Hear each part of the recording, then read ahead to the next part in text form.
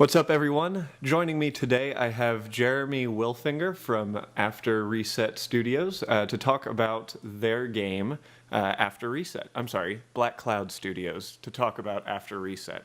How are you doing today, Jeremy? I'm doing great. How are you, Ben? I am great. Thank you so much for taking the time to sit with me and talk about your game. Yeah, absolutely. All right, so let's go ahead and just let's jump straight into this. AfterReset takes place in a post-apocalyptic world ravaged by a kind of nuclear fire and left in the ashes. The lucky ones now live in these underground cities, you could call them. And can you just explain the premise a little deeper for the listeners? Yeah, of course. The underground metropolises were originally created by the United Governments and function primarily as fallout shelters, but they do a lot more than just that. They were all in various different stages of completion when the reset occurred, and as people continued to funnel into them during the apocalypse, many of them, contact was lost with some of them. Not all of them managed to make it. The United Governments themselves is kind of like this big entity that controlled pretty much everything. But rather than think of it as a single nation or a single government that controlled everything, they basically represented the largest majority of people, and they had the resources to suppress anyone who opposed them. And so when they moved into these facilities, it's always very totalitarian. It's still kind of representative of a democratic society, but because of the way that they have everyone under their thumb, no one can really oppose them in any kind of serious capacity. So these big underground metropolises are very strictly controlled. Population and the growth rate is strictly controlled. The expansion that they have is based on a lot of factors, one of which is resources, because obviously they have very finite limitations on how many buildings they can construct and how much space they have to build in. Right. Even though the bunkers themselves were built in natural abscesses and cave networks that made it easy for them to expand, there's still a pretty heavy limitation on what they can do. There's no useless bodies. Everyone's got a purpose, and although they have some say in what they kind of do in this society, all of the jobs are based on availability and need. And they're kind of segregated into these four different social roles where they fall under military, economic, where they're growing crops or doing some kind of scientific research, and the social governing sort of bureaucratic body. Gotcha. So it almost has like a little 1984 vibe to it, it sounds, Yeah, as definitely. far as the politics goes. Mm-hmm. That's really cool. Very interesting. And post-apocalyptic games right now are incredibly popular. I mean, you're seeing so many games come out every year that takes place in some sort of post-apocalyptic world, whether it be zombies, nuclear war, or we just don't know what happened. And it looks like you take a lot of inspiration from games like Fallout and Dead Space. And from the looks of it, definitely movies like Alien and The Thing, which are two of my favorite movies, by the way. So this is really exciting for me because I would love to see a game in that kind of mindset or that kind of way. So what is Black Cloud Studios doing to make After Reset stand out from other After Earth as we know it games? Well, there's a saying, there's nothing new under the sun, but I think the main differences lie in our general perspective of the game world. We've got a solid grounding for this game that focuses on realism, and even though we've got some things like aliens or some fantasy concepts that have been translated into a science fiction universe, it's still all grounded very firmly in plausibility. And I think that a lot of franchises lose touch with it at some point for the sake of trying to be original. Almost makes games scarier. I mean, Yeah. if it's based in realism. Yes, definitely. We won't be using any abstract or stylized visions of the future, even though I'm a big fan of Fallout and I love their 1950s pseudo-technology vibe that they have going. It works well for their setting, but it's just not what we have in mind for a game like After Reset. Gotcha. Well, it's going to be a really cool game. Just having looked at some of the artwork on your site, I can't wait to see it in action and on my computer screen. Now, speaking of Fallout, you guys boast a bigger world than that of Fallout 1 and 2 combined. So what kind of things can we expect to see in this world, and what kind of people live here?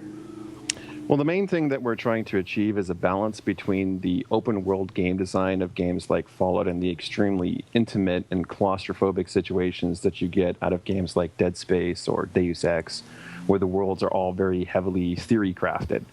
And as a result of that, we've got tons of different factions, and you're going to be encountering them in different ways depending on which kind of situation you're in.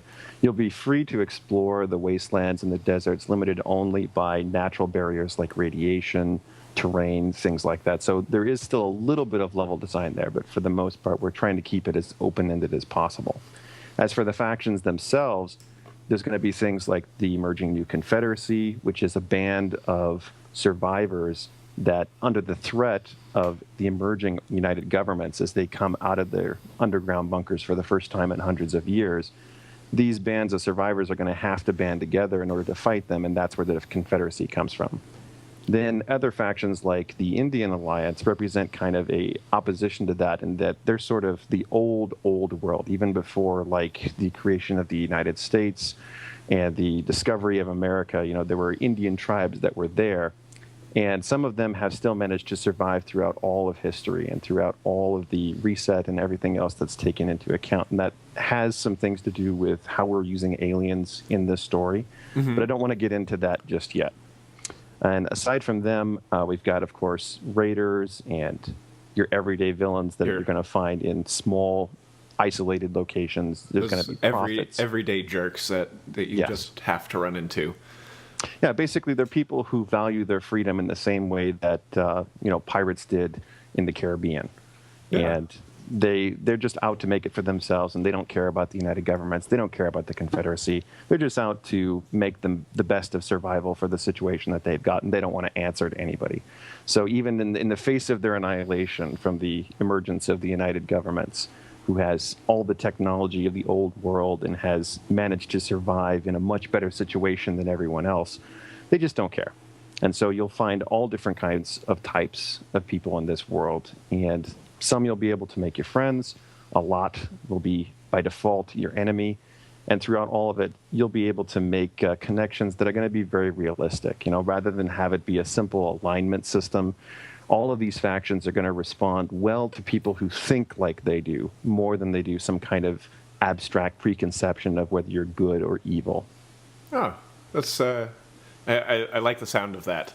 Definitely any kind of choices or anything like that where it makes it more about the survival than about what's right and wrong. I'm a fan of.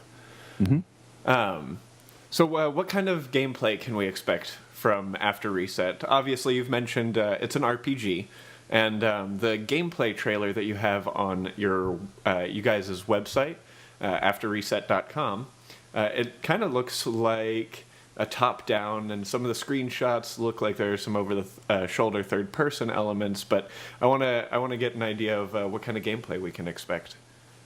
Well, we've definitely taken a lot of clues from Fallout Van Buren.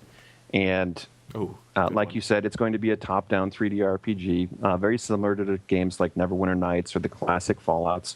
But the inclusion of 3D will give you some control over the camera. And so if you want to, you will be able to do a little bit of the over-the-shoulder action. And it's entirely subjective as to kind of which you prefer. However, the top-down camera will be the default setting and will probably be the only option for the Steam Early Access. But we do have some ideas on how we can do more with that. It's really just a technological limitation as to whether or not the over-the-shoulder thing is going to be workable as kind of like a default option. Gotcha. I do like the look of the top down. I mean, it really gives you that opportunity to really appreciate the world that you guys are building, and it looks like you guys are taking a lot of time in creating that environment, and I'm excited to see how much of a character just the world that the game is set in becomes, because it looks beautiful so far. Yeah, absolutely. And our goal is to keep it fluid, keep all the action in real time, so that the amount of time that you have to make critical decisions and your reaction speed to situations that you see developing is going to be a big factor in the gameplay. And I think that's pretty difficult from an over-the-shoulder camera. So most people will probably find the top-down view the way to go. Absolutely. Now, currently on Kickstarter, you guys are trying to get backers for a prequel graphic novel to the game. What inspired you guys to go the route of graphic novel for a prequel, or to even have a prequel, Kickstarter? Right. Well, we were looking at a number of options that we had when our initial Kickstarter for the game did not fund. We still managed to get a decent amount of exposure for it, and that allowed us to get some direct backers. It allowed us to get some support for it, and that's been keeping us going for the time being. But we wanted to set some smaller, more achievable goals for ourselves so that we could have something that we'd release as a studio and be able to show, see, we can do it, we can meet what we're promising. And so we had to come up with some kind of smaller project, and really it's actually a series of smaller projects, and the other parts of it we just haven't announced yet. But the Fall of Guys was originally planned to be something of a mini game, which we were thinking of as something in between a downloadable content for a full-fledged game or a separate game by itself that worked in an episodic nature, kind of the same way that Telltale's Walking Dead series does. But we weren't able to get the funding for that, so we had to downsize the project even more. And personally, I think a graphic novel is a better medium to tell the story anyway. And I think it will still allow us to establish that successful track record that we're striving to achieve while we continue to work on the bigger projects like the AfterReset main game. Absolutely. And listeners of the Riddickulous Rants podcast know how addicted I am to graphic novels and comic books in general. Just so you know, as soon as I saw this and the artwork and some of the names behind it, I immediately jumped in on that $25 pledge, just because it's beautiful. I can't wait to see it. Yeah, it's fantastic. Adam's got some great work. He's worked on a lot of big projects. I'm very excited to be working with him. Yeah, and you're a writer in it, correct? Yes, I'm the one who's going to be writing the script for the graphic novel. And although I don't have as impressive list of credentials as Adam does, I'm a BFA graduate with a BFA in creative writing from Full Sail University. Oh, wow. And I've been working. You're an Orlando man. Yeah, that's awesome. And I've been working with AfterReset and Black Cloud Studios for about 4 or 5 months now. I haven't had the opportunity to delve into as much of the game story as I'd like to, but we're getting there, as our level of funding allows. Well, good. And how can listeners get in on the comic? And let's start with there. How can listeners get in on the comic? Well, we're very open to suggestions, and the best way to communicate any ideas that you might have with us is through our forums. As far as offers and pledges go for the Kickstarter, I'm pretty, I suppose, biased towards the package game plus novel deal, since I think that gives you pretty good bang for your buck at $40. But it's all subjective. It kind of depends what people want. If you just want the novel, we'll be happy to just do that. Yeah, absolutely. And you guys are about halfway through your the Kickstarter, and it looks like you've got about half of your goal pledged. So I'm really hoping that you guys get up on this, and I'll make sure to get as many people as I can on board with it as well, because again, this looks like a game I could really get behind. I don't play PC games often, but when I do, I have a hard time putting them down. Yeah. Well, I definitely understand where you're coming from, and we're going to do everything within our power to make this game everything that we're promising it to be. I know in working with Richard Nixon, he's got some pretty high standards when it comes to both the preconception of what the game is going to be, how we're going to develop it, and we're making some pretty impressive progress on the prologue chapter, considering how difficult it's been for us to get to this point. And we're just pretty much going to have to wait and see what happens. Gotcha. Well, I wish you guys the best of luck. Lastly, when do you guys have a time frame on when you think fans can see this game? Yeah, primarily what we're working on right now is the prologue chapter. We've already been greenlit on Steam, and we've got a store page set up where you can see all of our products and our current funding level for what we're developing. We're going to continue to develop our website to make it the most communicative and transparent as possible as to where the money is going and what we're developing. As far as the release itself for the Steam Early Access, it's going to be midsummer. We don't have a hard date on exactly when that's going to be, but my bet is that it's going to be the end of July. And how can listeners get in on the early access? Directly through our store page. Unfortunately, the Kickstarter that we have for the game and graphic novel cannot include the Steam Early Access because there's a competition of terms of service between Kickstarter and Steam. So unfortunately, we can only do the Steam Early Access for direct pledges, but we will be able to get an alpha of the game out fairly shortly after Steam Early Access, so it's not really going to be a big deal. It's probably going to be a couple weeks or maybe a month at most. Gotcha. Well, that's very exciting. And one last question. Other than PC, are there any plans to potentially send this to consoles or any kind of handheld device or anything along those lines? Right now, that falls completely under technology and the level of funding that we have. If our Steam Early Access goes really well, it's certainly possible. I wouldn't rule it out. But I don't think that it's very likely that we're going to be expanding outside of the PC, Mac, and Linux market. Consoles use a completely different architecture and require a lot of extra programming time to make those ports. And plus, usually, in my experience, ports are never as satisfying on a competing hardware than what they're originally designed for. Yeah, so while absolutely. it's still a possibility, it all depends on how well our the series of projects that we have that are going to be released do in the next 12 months. If each one of them funds in a successive series, then we'll be able to do some extra things that we hadn't originally planned. But right now, as long as our funding remains tight, we're going to keep it pretty limited to PC. Gotcha. Alrighty.